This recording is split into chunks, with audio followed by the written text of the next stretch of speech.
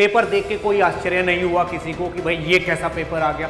ये वाला जो 2024 का पेपर था बिल्कुल ही एक्सपेक्टेड था। आधे बच्चे डर गए कि सर इलेक्ट्रोस्टैटिक्स इतना बढ़िया कर रखा था हमने, एक भी सवाल नहीं आया। ये ऐसा चैप्टर है जो बहुत ही आसान और हर साल इसमें से आ रहा है, और deep thinking, basic thinking develop करनी है आपको, क्योंकि advance is all about knowledge. Hello बच्चों, कैसे हो आप लोग? आई होप बच्चों, जिन बच्चों ने ये मेंस क्वालिफाई किया था उन्होंने एडवांस दे दिया है, और पेपर जो था बिल्कुल भी ऐसा शॉकिंग नहीं था। पेपर देख के कोई आश्चर्य नहीं हुआ किसी को कि भाई ये कैसा पेपर आ गया। हमेशा ऐसे हो जाता है, किसी किसी ईयर में अजीब सा पेपर आ जाता है, लेकिन ये वाला जो 2024 का पेपर था बिल्कुल ही एक्सपेक्टेड था कि ऐसा आ सकता है, और वैसा ही आया। ठीक है ना, किसी ने भी इस पे कोई ऑड रिएक्शन नहीं दी। तो बच्चों, मैं इसको लास्ट 2 डेज से एनालाइज कर रहा हूं पूरे को। ठीक है ना, ऑफिशियल पेपर आया, बच्चों से पूछा, तो ये पेपर में मतलब काफी कुछ हर क्वेश्चन में आराम से मैं फील करने की कोशिश कर रहा हूं कि भाई इस क्वेश्चन को एग्जामिनर ने क्या सोच के इसमें इंक्लूड किया होगा, और पिछले 2023 के पेपर को और 2024 के पेपर में क्या डिफरेंस लाने की कोशिश की गई है। तो वो सारी बातें मैं आपको यहां पे बताऊंगा। आपको इस पेपर से क्या सीख लेनी चाहिए, जो 2025 वाले और 2026 वाले बच्चे हैं उनको इससे क्या सीखना चाहिए, इस पैटर्न से क्या पता चलता है, वो सारी बातें मैं एक एक करके आपको बताने वाला हूं इस वीडियो में। कैसे अपनी प्रिपरेशन को प्लान करना है, अब कैसा पेपर आएगा, इस वीडियो के बाद आपको बहुत कुछ क्लैरिटी मिलेगी। तो बच्चों, इसमें क्या है, जो पेपर इस बार का आया है 2024 का, उसमें ये टॉपिक वाइज मैंने मार्क्स लिखे हैं एक एक क्वेश्चन को देख के। कोई कोई सवाल ऐसा है जिसमें वर्क पावर एनर्जी भी यूज हो रहा है, और उसमें ही ऑप्टिक्स भी यूज हो रही है, और उसी में ही इलेक्ट्रो भी यूज हो रही है, तो उसको मैंने किसी एक में डाला है, दोनों में इंक्लूड नहीं किया। जिसका पोर्शन हैवी था उसमें डाला है।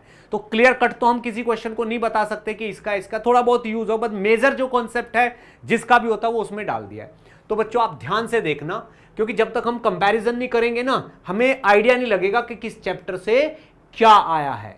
ठीक है, जो चैप्टर का मार्क्स वाइज डिस्ट्रीब्यूशन है उसको 60% सेम रखने की कोशिश की गई है। कुछ टॉपिक तो ऐसे हैं, ये बीच में कुछ टॉपिक्स ऐसे हैं उनमें जितने मार्क्स का पिछले साल आया था 2023 में, ये 2023 वाला है, जितना इसमें आया है बिल्कुल उतना ही आपका 2024 में भी आया है। बट कुछ चैप्टर्स में डिफरेंस आया है। कुछ चैप्टर को जिन्हें पिछले साल इग्नोर कर दिया गया था, इस बार उनमें से अच्छा आया है। ठीक है ना, जैसे मान लो इलेक्ट्रोस्टैटिक्स है आपका। इलेक्ट्रोस्टैटिक्स में पेपर 1 में कोई सवाल नहीं था। आधे बच्चे डर गए कि सर इलेक्ट्रोस्टैटिक्स इतना बढ़िया कर रखा था हमने, एक भी सवाल नहीं आया। तो बेटा पेपर 2 में आ गए, 3 सवाल आए 12 नंबर के। इलेक्ट्रोस्टैटिक्स 12 नंबर की आई है, यानी कि आउट ऑफ 120, 120 मार्क्स में से 12 नंबर की इलेक्ट्रो आई है, यानी कि 10% वेटेज रहा है इलेक्ट्रो का, और एक पेपर में ही आ गए तीनों सवाल। ठीक है ना, तो इसलिए हमें तब तक पेशेंस नहीं खोना चाहिए जब तक दोनों पेपर नहीं हो जाते।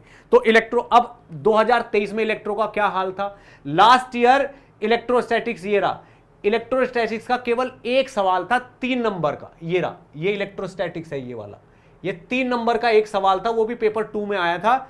और इस बार यही वाली चीज इलेक्ट्रोस्टैटिक्स 12 नंबर की आई है पेपर 2 में। तो इलेक्ट्रोस्टैटिक्स का जो इमेज है ना वो सुधरी है। ऐसे ही जैसे कैपेसिटर हो गया, कैपेसिटर का इस साल एक ही सवाल आया 3 नंबर का, पिछली बार जो कैपेसिटर था उसमें भी एक ही सवाल आया था 3 नंबर का, ये बिल्कुल सेम रहा है। ठीक है ना, इसी तरीके से जैसे करंट इलेक्ट्रिसिटी है, पिछली बार एक भी सवाल नहीं आया था और इस बार भी एक भी सवाल नहीं आया है। ठीक है, आप देखो पिछली बार करंट इलेक्ट्रिसिटी में से एक सवाल आया था 4 नंबर का पेपर 1 में। ठीक है ना, तो करंट इलेक्ट्रिसिटी इतना अच्छा चैप्टर माना जाता है कि उसमें से कम 3 सवाल एक्सपेक्ट किए जाते हैं। तो पिछली बार एक ही आया था, इस बार एक भी नहीं आया है। ठीक है ना, जैसे मैग्नेटिक इफेक्ट ऑफ करंट है, इस बार एक सवाल पेपर 1 में आया है और 2 सवाल 7 नंबर के पेपर 2 में, 10 नंबर इसने कवर किए हैं इस साल, और पिछली बार एमईसी में एक भी सवाल नहीं आया था। तो कुछ चैप्टर में थोड़ा सा चेंज है। अब कुछ चैप्टर्स ऐसे हैं जो पिछले साल और इस साल बिल्कुल सेम टू सेम है। जैसे काइनेमेटिक्स मान लो, पेपर 1 में एक सवाल आया था 4 नंबर का, इस बार देखो तो काइनेमेटिक्स में एक ही सवाल आया 4 नंबर का पेपर 2 में, पिछली बार पेपर 1 में आया था, इस बार पेपर 2 में आ गया। ठीक है ना, एनएलएम फ्रिक्शन में एक सवाल आया है इस बार 3 नंबर का, एनएलएम फ्रिक्शन में 3 नंबर का एक ही सवाल आया था पिछले साल भी। तो बहुत सारे चैप्टर्स बिल्कुल वैसे के वैसे ही हैं, ठीक है ना। रोटेशन को अगर देखा जाए तो देखो, रोटेशन में एक सवाल आया है पेपर 1 में और 2 सवाल आए हैं पेपर 2 में। 11 नंबर का रोटेशन आया है 2023 का, और इस बार रोटेशन में से कितना है, 8 नंबर का है, 2 क्वेश्चन है, ठीक है। तो कुछ चैप्टर्स को बिल्कुल वही एवरेज पे रखने की कोशिश की गई है।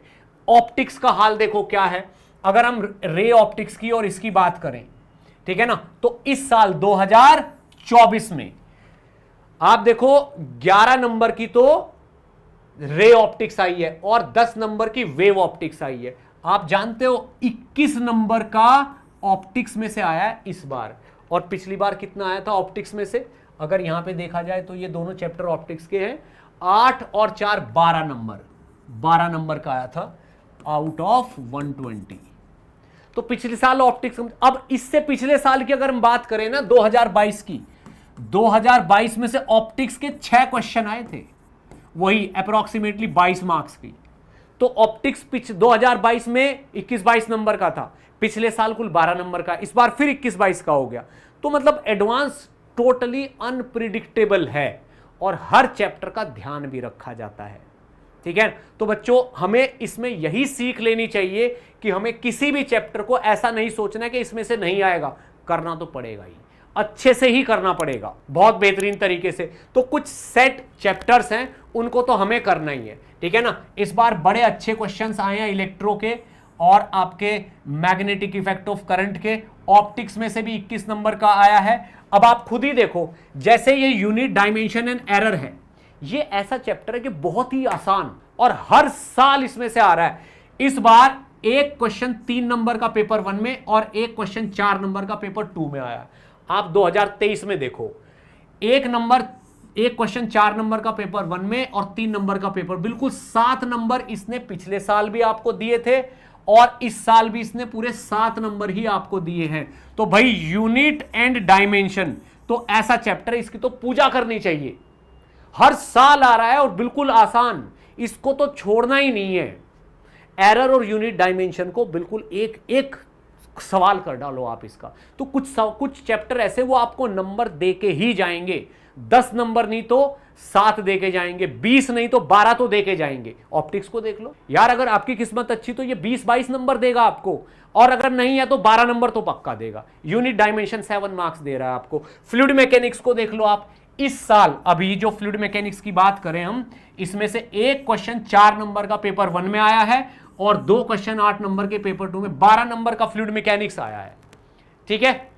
अब एक चैप्टर में से 12 नंबर का आना इज बिग डील। अगर मैं लास्ट ईयर का फ्लूइड मैकेनिक्स का देखूं तो फ्लूइड का क्वेश्चन मतलब एकदम डायरेक्टली तो आया ही नहीं था, केटीजी और फ्लूइड दोनों मिलकर 6 नंबर के आए थे, और उससे पिछले साल फ्लूइड मैकेनिक्स में से फिर से 12-13 नंबर का था, ठीक। अब ऐसा नहीं है कि ये जीरो कर रहा है आपका, भाई किसी बार ये 12-13 नंबर दे देता है, किसी बार ये 6-7 नंबर दे देता है।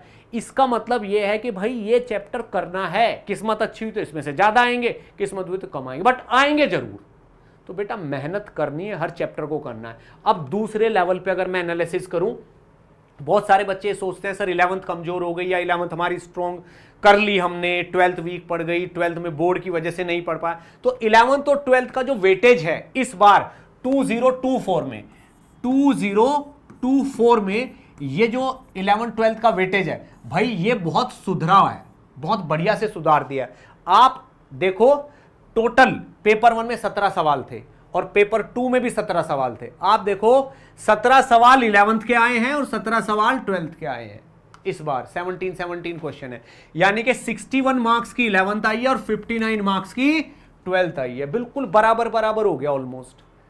11th और 12th को इतना बढ़िया से मैनेज। और पिछले साल क्या हुआ था, पिछले साल 11th क्लास से 73 मार्क्स का था और 12th क्लास से 47 मार्क्स का था। देखो आप, लास्ट ईयर 2023 की बात कर रहा हूं मैं। अगेन अनप्रिडिक्टेबल टाइप हुआ ये, ठीक है। अब ऐसा नहीं कि अगले साल फिर यही हो जाएगा, क्योंकि इस बार तो बराबर कर दिया 11th-12th को। हो सकता है अगली बार 12th में से ज्यादा, 11th में से, ऐसा कुछ भी प्रिडिक्ट नहीं कर सकते, क्योंकि इससे पिछले साल 2003 से पिछले साल 2022 में ये रेशो फिर बिगड़ गया था। ठीक है। तो बच्चों ऐसा कुछ भी नहीं है कि 11th वीक है या 11th लीस्ट इंपॉर्टेंट है, ज्यादा इंपॉर्टेंट है, ज्यादा 11th में से आता है या कम 11th में से आता है, 12th में से ज्यादा, ऐसा कुछ भी नहीं है। ये सोच के साथ आपको पढ़ाई नहीं करनी है, ये वाली स्ट्रेटेजी, ये वाली ट्रिक्स में नहीं पढ़ना है आपको। हर क्लास को, दोनों क्लास का इक्वल वेटेज होना चाहिए, राइट। अब सबसे इंपॉर्टेंट पॉइंट मैं आपको बताता हूं, जितनी भी यहां पे एनालिसिस हुआ है इसके बाद मैंने ये नोटिस किया है कि भाई 70% पेपर तो बस इन चैप्टर में से आया है। 70% पेपर केवल ये 5-6 चैप्टर इन्हीं में से आ गया। भाई ऑप्टिक्स में से 21 नंबर का आ गया, centre of mass and rotation में से 14 मार्क्स का आ गया, इलेक्ट्रोस्टैटिक्स में से 12 मार्क्स का आ गया, फ्लूइड मैकेनिक्स में से 12 मार्क्स का आ गया, यूनिट एंड डायमेंशन में से 7 नंबर जो कि बहुत आसान वाले होते हैं, मैग्नेटिक इफेक्ट ऑफ करंट में से 10 number, sound SHM and waves में से 11 नंबर। 70% तो केवल 1 2 3 4 5 6 और 7 चैप्टर्स में से आ गया। 7 चैप्टर्स 70% मार्क्स। तो भाई इन चैप्टर्स को तो घोट के पी जाना आप। मैंने आपको इस साल 10 चैप्टर बताए थे जिनका वेटेज सबसे ज्यादा होगा, ये 7 उन 10 में से ही है, ये वही के वही आए हैं, ठीक है ना। मैंने तो कहा था कि 10 चैप्टर में से 70% आएगा, लेकिन इस बार और प्रिसाइज हो गया, 7 में से ही 70% आ गया। तो बच्चों इसी तरीके से कुछ चैप्टर फिक्स हैं, उनको तो करना ही है। जैसे मैं आपको चलते चलते, बस ज्यादा समय नहीं लूंगा मैं आपका, ऑप्टिक्स 100% आपको इतना बढ़िया करना है कि एक भी सवाल ना छूटे। Electrostatics, unit and dimension, fluid mechanics, ये चैप्टर तो छोड़ने ही नहीं है। एमईसी में से इस बार आ गया, पिछली बार नहीं आया था, कभी आता है, ये डाइसी है, बट ये वाले चैप्टर तो ऐसे हैं। और सेंटर मास एंड रोटेशन, ये वाले चैप्टर तो ऐसे, इनमें से 100% 40 45 50 नंबर का तो इन्हीं में से आना, ठीक है। तो चलिए बच्चों, इसी के साथ मैं आप लोगों से विदा लेता हूं, ठीक है ना। Thank you so much. इस एडवांस से आपको काफी कुछ सीखने को मिलेगा, इसी के हिसाब से आप अपने कोर्स की प्लानिंग करिए और deep thinking, basic thinking develop करनी है आपको, क्योंकि advance is all about knowledge. Coverage से उसका ज्यादा लेना देना है। जो भी पढ़ रहे हो अच्छे से पढ़िए और डेली कम से कम 2 या 3 क्वेश्चन आपको एडवांस के बिल्कुल ट्राई करने। डेली बस 2 या 3 सवाल, डेली 1 2 3 सवाल आपको एडवांस के जरूर करने हैं, खुद से सोच के, तब जाके एडवांस के क्वेश्चन में इंटरेस्ट बनेगा, ठीक है। बाकी मैं आपको समय समय पर गाइड करता रहूंगा बच्चों, ठीक है ना। Best of luck, thank you. Motion है तो भरोसा है।